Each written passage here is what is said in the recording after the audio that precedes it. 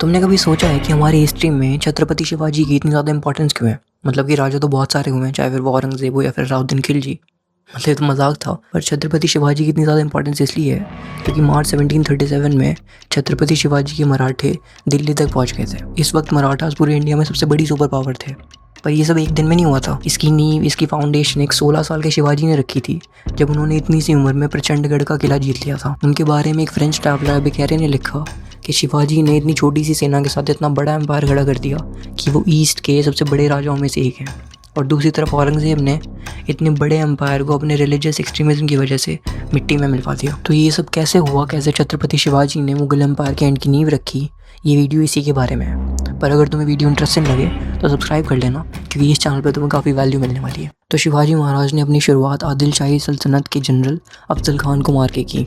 यह आदिल शाही सल्तनत साउथ में ही रूल करती थी और काफ़ी बड़ी सल्तनत थी। और जो उनका जनरल अफजल खान था, एक खली जैसा बंदा था जिसके पास काफ़ी बड़ी सेना थी। पर उस सब का कुछ फ़ायदा नहीं हुआ, क्योंकि शिवाजी ने उसे बिना किसी सेना के मार दिया। उसे कैसे मारा ये ऑलमोस्ट सबको पता है, पर एक पीस ट्रीटी के दौरान अफजल खान ने शिवाजी को गले मिलने के बहाने खंजर मारने की कोशिश की। पर छत्रपति शिवाजी ने ऑलरेडी बुलेट प्रूफ जैकेट पहनी हुई थी, मतलब कि कवच पहना हुआ था। उन्होंने अपना हथियार निकाला, जिसको बागनक बोलते थे, और उसका पेट वहीं चीर दिया। वो वहीं मारा गया। पर मुगल्स के साथ शिवाजी की मेन लड़ाई तब स्टार्ट हुई जब उन्होंने औरंगज़ेब के मामा शाइस्ता खान की उंगलियां काट दी। और शाइस्ता खान कोई छोटा मोटा जनरल नहीं था, उसके पास पुणे में करीब 80,000 की सेना थी। पर शिवाजी ने सिर्फ 400 मराठा सोल्जर्स के साथ रात को भेस बदल के मुगल्स के ऊपर अटैक कर दिया। उनकी सेना को खबर भी नहीं हुई जब तक शिवाजी ने भागते हुए शाइस्ता खान की उंगलियां काट दी। उसके बेटे अबुल फत को भी वहीं मार दिया। और इतना उनकी पूरी सेना तैयार हुई, मराठास वहाँ से गायब हो चुके थे। और यही उनकी मेन पावर थी, उनकी स्पीड।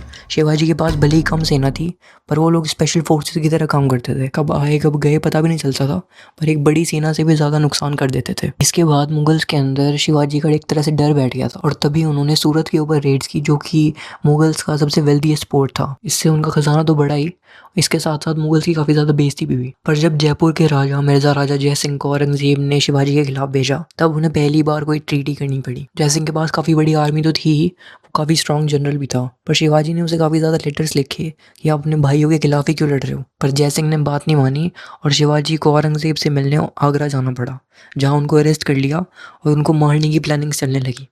पर शिवाजी ने और उनके बेटे संभाजी ने वहाँ से भी एस्केप कर लिया। पर ऐसा मानते हैं कि जय सिंह के बेटे राम सिंह ने ही उनकी हेल्प करी थी एस्केप करने में। और इसी वजह से औरंगज़ेब ने राम सिंह को दरबार में आने से भी बैन कर दिया था, क्योंकि उसे पता था कि अब क्या होगा। तो 1670 में मराठों ने तानाजी के अंडर में कोंडाना का फोर्ट भी जीत लिया। मराठास गुरिल्ला वॉरफेयर का इस तरह यूज़ करते थे कि मुगल्स के लिए उनके खिलाफ लड़ना ऑलमोस्ट इम्पॉसिबल था। तो फिर 4 साल बाद 1674 में छत्रपति शिवाजी का राज्याभिषेक हुआ।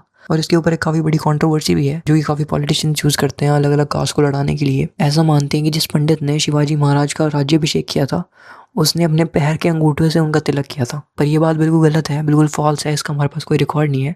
और इससे हमें ये भी पता चलता है कि हमें किसी भी पॉलिटिशियन से हिस्ट्री नहीं सीखनी चाहिए, अपने आप रिसर्च करनी चाहिए, क्योंकि वो लोग हिस्ट्री का सिर्फ लोगों को लड़ाने के लिए यूज़ करते हैं। जब उनका राज्याभिषेक हुआ तो वहाँ ब्रिटिश भी थे, और उन्होंने सब कुछ डिटेल में लिखा हुआ है, और ऐसा कोई भी इवेंट किसी भी रिकॉर्ड में नहीं है। राज्याभिषेक के करीब 4 साल में उन्होंने अपने एम्पायर को करीब दुगना कर दिया था। और पहले जागीरदारी सिस्टम होता था, मतलब ये कुछ लॉर्ड्स होते थे जो कि टैक्स कलेक्ट करते थे लोगों से, और ये लोग काफ़ी करप्ट थे, लोगों को परेशान करते थे। शिवाजी ने इस सिस्टम को हटा दिया और टैक्स कलेक्शन का एक बेटर सिस्टम बनाया। और ऐसे डिसीजन की वजह से ही उनकी प्रजा, उनकी सेना उनको इतना मानती थी, उनके लिए लड़ने मरने के लिए तैयार थी। 50 साल की उम्र में 1680 में उनकी डेथ हुई।